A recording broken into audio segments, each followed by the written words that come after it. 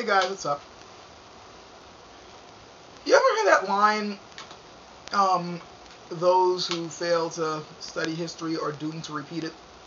I think that's paraphrasing it, I probably got it wrong, but you know that line, you know. Which is true, by the way, and we're kind of going through it again because motherfuckers don't seem to fully understand history, and once again, we're going through a cycle here. Whatever. Human beings are a dumb species. There's something else that I think should go with that line, though. It's something that I know people really tend to forget or not even pay attention to. Even though it's related to this. And it's that cultural context is extremely important in how we look at the world today. Ghosts from the past can still threaten to haunt us in the present, and if left unchecked, will continue to harass us in the future. Now, what do I mean by ghosts from the past? What do I mean by cultural context? Well, human beings, just by their very natures, are a rather prejudiced bunch. What I mean by that is the way we perceive the world ourselves and the context in which we view it tends to color everything else we do. If you've been brought up in the world mostly looking at the world as a form of struggling through life and as a form of warfare, everything you do is going to reflect that, and you're going to constantly see things from a warrior standpoint. If you're a pacifist, you're going to be looking through the world in a pacifist standpoint, and your ethics, of course, and values will vary according to that standpoint. If you're a feminist, you look at the world through that point.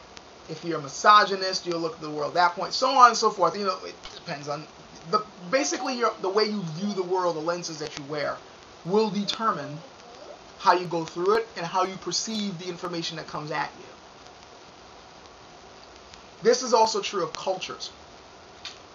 The culture you live in will color certain things that they go through with those type of lenses. And the problem is, when you constantly keep looking at things in just one point of view, things tend to get skewed.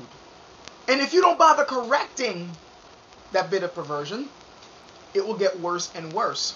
So even when you try to correct things, if you didn't go back and correct that cultural context, everything is still going to get fucked up. And you'll end up with something that later on seems quite factual and seems quite correct, but because you didn't look at its roots, the roots of how it built up, the cultural context of how it developed, you're not going to realize that there's something wrong. I'm probably losing you guys here because I am kind of speaking in vague terms. So let me try to give you a specific example, and then maybe you can see what I'm talking about here, and the dangers of cultural context and why it's important to correct it every now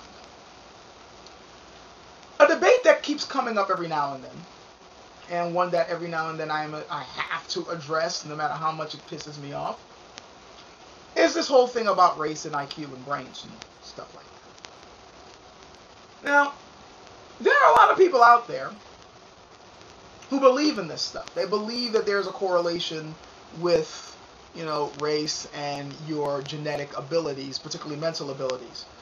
And they're trying to look at this as some type of legitimate science. I mean, some of them are just straight up fucking racist. There's no way you're going to get around it. But there's some others who, they think that they're following some type of legitimate science, and they think that, no, really, the data backs it up. I mean, never mind the fact that there's also other data showing that it's garbage, but still, they're like, you know, we see data, we see correlations, we're looking at polls, this is what it is. You know? And the funny thing is,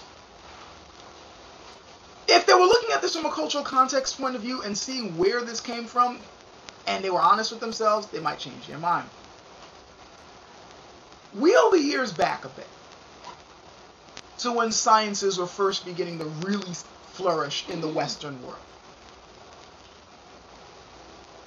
This was a time period when a lot of European countries were kind of beginning to lift themselves up from getting their asses kicked.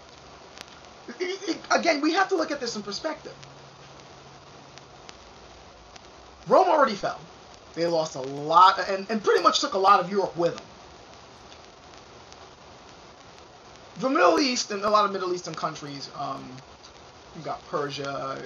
You got all these different empires. Saladin's raging through, fighting the Crusaders. The regions around there were getting affluent and rich, and Europe wanted to get a piece of that. And they were gaining some ground here and there with the Crusades, but they were losing a lot of ground too. To the point where later on, they had, like, a bunch of Arabs ripping all the way through to the point where they were reaching Spain, for God's sakes, and demanding tribute. So things weren't looking too good for these people, in terms of trying to spread their affluence around the world. Not only that, but, they're having to, they're trying to get trade routes in. Part of the reason for those Crusades was control those trade routes in the Middle East to begin with, and now they didn't have control over that. They don't really have many sources for gold, so they're having to deal with kingdoms in Africa to get that. That's a part of history that they almost never teach these days.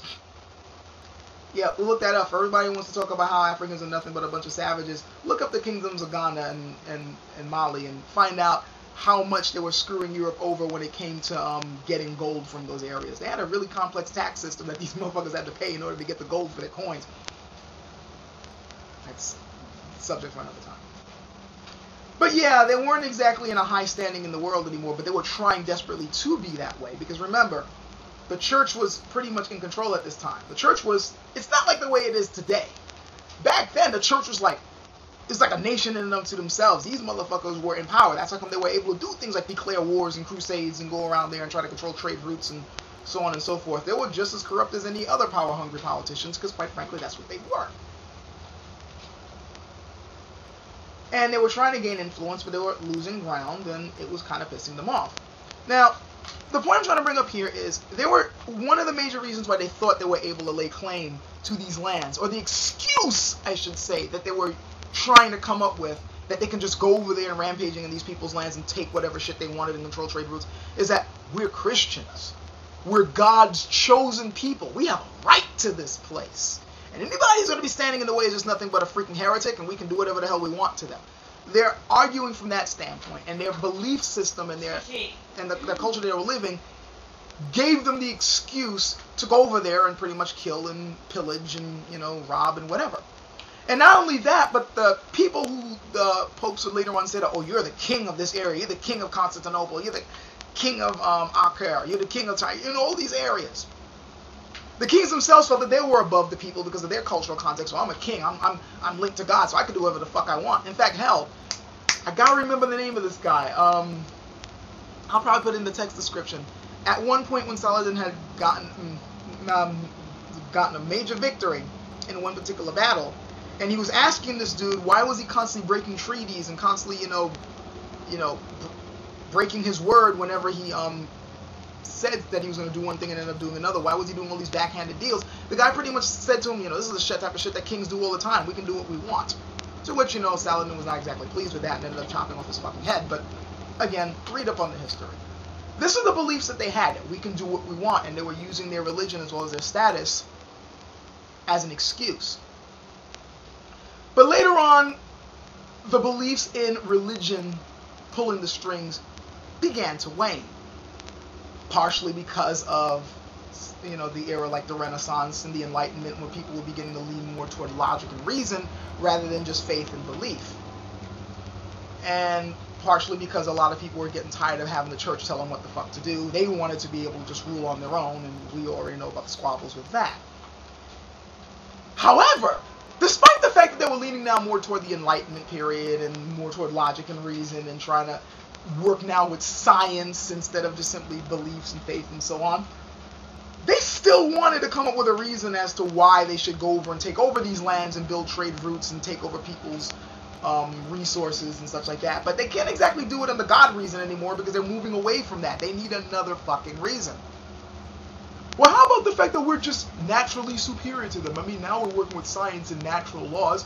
Maybe we're just naturally predisposed to be better than these people. I mean, we're conquering right now. Well, save the fact that you were actually under their thumb before. You weren't conquering before. You had a Roman Empire that fell. Your sciences and your mathematics wouldn't have been possible had it not been for the things that these other people found. You didn't even understand the concept of zero until you bumped into these people. But no, now you guys are superior because of the chemistry and mathematics and architecture and stuff that you've come up with. even though you're researching shit from the past from other people who are different than you are. But we need to put that aside. That has nothing to do with it. Building upon other people's knowledge is not how you guys build yourself up. Nah, you just kind of pulled it out of your ass. You're superior.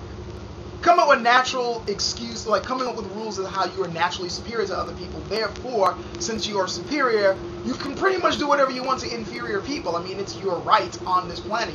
You're naturally better than them, so why not take over their lands or force them into subjugation? And because science was really beginning to develop at this time period, you had a whole lot of pseudoscientists coming up with theories as to how they are superior. You really start seeing this whole thing about separation of races and how one race is better than the other and coming up with racial hierarchies from that time period when they were trying to justify why they can just go around and fuck people up, despite the fact that if you think about it ethically, you really shouldn't be doing those things. Cultural context is important. You talk to any scientist today, they'll talk about how much we owe to that time period. How Western sciences and Western mathematics and so on really started to develop from that time period onward. Renaissance period, later on the Enlightenment period. These men who were like focusing on logic and reason. If it wasn't for these guys, we wouldn't have the scientific method. I mean, they really have to develop it. But look at the cultural context of that time period. Look at what was going on at that time period. That wove into the science. So nowadays, when you're looking at people who are now trying to talk about how, racial genetics is, there is some significance to this, like we're talking about different races in the freaking Dungeons and Dragons game. You got elves, you got dwarves, and dwarves are naturally predisposed towards this, and elves are naturally predisposed toward that, and then you got the dragonborn, or whatever.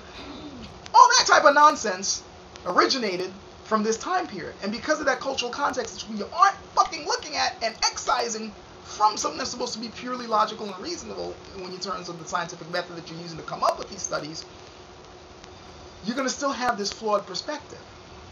It's kind of funny to me that now they're trying to make themselves more legitimate and I'm saying that, well, now we're realizing that Asians are smarter than us. Yeah, but you're still kind of putting yourself on second tier. So, please. And it doesn't really take much to disprove those arguments when you just look at, you're trying to say that this group of people are more predisposed towards that and this group of people are more predisposed towards this. But when you look at history, we've all done the exact same fucking things. Asians are supposedly, with this science, supposed to have higher IQs, okay? And people with higher IQs are naturally less violent than those with lower ones. Okay. And yet we're talking about a group of people who have come up with a very complex system of how to effectively kill another group of people, i.e. martial arts, and have had long, violent freaking histories. Look at China. It's replete with revolutions and wars and emperors completely fucking over their peasants and peasant uprisings and Boxer rebellions and all this other type of violent shit that was going on. Hey, I'm a martial artist. I happen to know about people who martial artists look up to who were celebrated for going around and slaughtering unarmed civilians. And these people are naturally supposed to be predisposed to have higher IQs, which supposedly makes them less violent? Give me a fucking break. But because of certain cultural context, this sort of stuff is overlooked. And they tend to look at polls and studies which lend itself to that cultural bias. And since they can't remove themselves from it, you tell them this shit, and they'll tell you that you're the one who's ill-informed. But you don't know what the hell you're talking about. Ghosts from the past continue to haunt the present and will continue to harass us in the future if we let it. If we're truly going to be objective, we have to be willing to look at these things and see them for what they are. And realizing that they're still affecting us today. You can't just simply say the past is the past and that's it. There's a lot of shit in the past that's still affecting us now. Ask any woman trying to get equality in this country today. A lot of the shit that she's dealing with, which is preventing her from doing that, is because of shit from the past. Where they were saying that, well, women are inferior anyway. We're supposed to be able to, tell them what to do. And we're supposed to expect certain things from them. Cultural context. Extremely important. Need to examine it. That's it. Catch you guys later.